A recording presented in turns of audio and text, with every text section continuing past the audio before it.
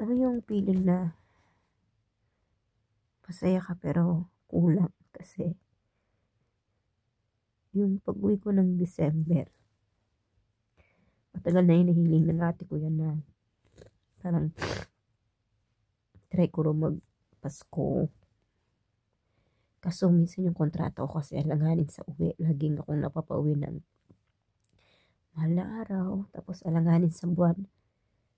Tapos, kumbaga kaso ngayon lang nagkatuloy na makauwi ako ng December in 13 years. Kaso nga, wala naman na siya. So, parang masaya pero kulang. Hindi ko alam, nag-aayos lang ako ng requirements ko. Tapos bigla akong parang breakdown.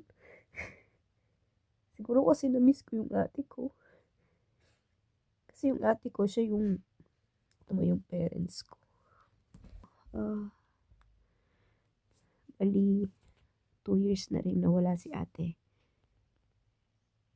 Kasi, na-diagnose siya ng chronic disease.